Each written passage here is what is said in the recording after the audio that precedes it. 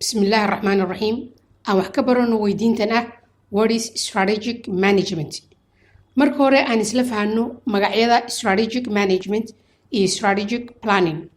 buwaagta qaar waxay u yaqaanaan ereyo isku mid ah oo hadba kii la rabo la isticmaali karo, halka kuwa kale ay kala saaraan oo qayb ka tirsan kala saaridaas waa sidatan. strategic management waxaa la isticmaalaa marka la joogo akademiga ama goobaha waxbarashada, halka strategic planning la adeegsado marka la joogo shirkadaha.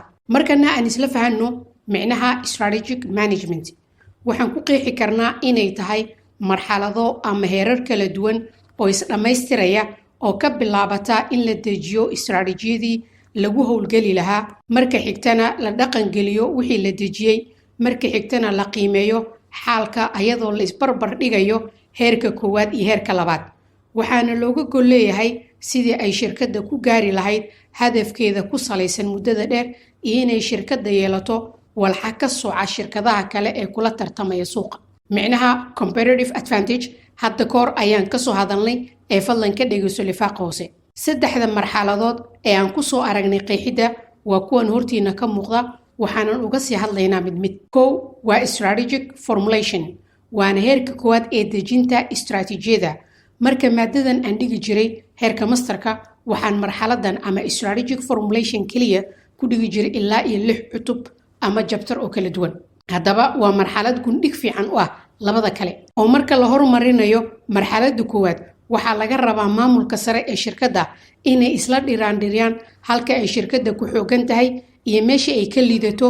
waxaa sidoo kale laga rabaa inay ogaadaan fursadaha ka jira suuqa iyo caqabadaha waa maxay. marka ugu horeyn intaas la ogaado ayaa la bilaabi karaa in istaraatiijiyadii ay shirkadda ku howlgeli lahayd la hormariyo. balse ogow, tillaabooyinka intaas way ka badan yihiin. aan isla aragno tusaalahan. aan dhahno shirkad ka ganacsata dharka ayaa waxa ay samaynaysaa inay xog ka hesho suuqa si ay go'aan uga gaarto haddii ay suurtagal tahay inay ballaariyaan noocyada dharka ay gadayaan, sidoo kale haddii ay u adeegayaan macaamiil cusub iyo haddii ay sare u qaadayaan adeegyada ay ku bixiyaan online-ka.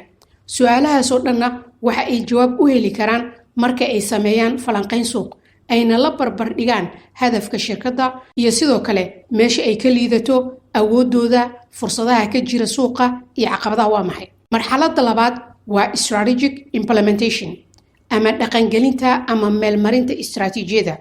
marka heerkan la joogo way ka culus tahay labada kale, waayo shirkadda way dhihi kartaa waxaas ayaan qabanaynaa, balse ma laga rusheegi karaa ama ma la dhaqangelin karaa, waa meesha uu ka jiro culaysku. haddaba marka la joogo heerkan labaad ee dhaqangelinta ah, waa inay shirkadda waxyadeedii kala duwanaa, shaqaalaheedii, qolo waliba ay dhaqangeliso wixii kaga soo aaday istaraatiijiyadii ay shirkadda hiigsanaysay si loo gaaro hadafka u degan shirkadda. si aan sii wadanno tusaalaheennii ahaa shirkaddii ka ganacsanaysa dharka, shirkaddii waxa ay maalgelinaysaa in la horumariyo dhar cusub oo ay la shaqeeyaan dadka dharka naqshadeeya ama designerska, iyo inay shirkaddii soo gadato suufkii ama agyabadii lagu shaqayn lahaa si dharkii loo soo saaro, iyo in la dhiso ama la dhaqangeliyo website ay kusoo bandhigi karaan dharka kala duwan oo ay gadayaan, macaamiishana ay ka gadan karaan dharka ay rabaan markaas. waxaa intaa dheer in lagu tababaro shaqaalaha sidii ay adeeg heer sare ah ugu qaban lahaayeen macaamiisha. markana aan aragno marxaladda ama heerka saddexaad, waana strategic evaluation ama in la qiimeeyo istaraatiijiyadii ayadoo la isbarbar dhigayo marxaladdii koowaad ee ahayd horumarinta istaraatiijiyada iyo marxaladdii labaad oo ah dhaqangelinta istaraatiijiyada, si loo ogaado haddii shaqadii loo qabtay sidii la rabay ama in laga weecday. oo haddii ay weecasho jirto waa in dib loo saxo, haddii wax walibana ay heer sare yihiin waa sidii la rabay. haddii aan sii wadano tusaalaheeni, shirkaddii dharka waxa ay ku cabiri kartaa waxqabadkeeda in la ogaado dakhliga ka soo gala gadida dharka inta uu la egyahay, ma siyaaday mase wuu naaqusay, saamiga ay ku leedahay shirkadda suuqa ma siyaaday ma sidiisiba mase naaqusaa ku jira. sidoo kale in la ogaado haddii ay macaamiisha ku qanacsan yihiin adeega ay ka helayaan shirkadda.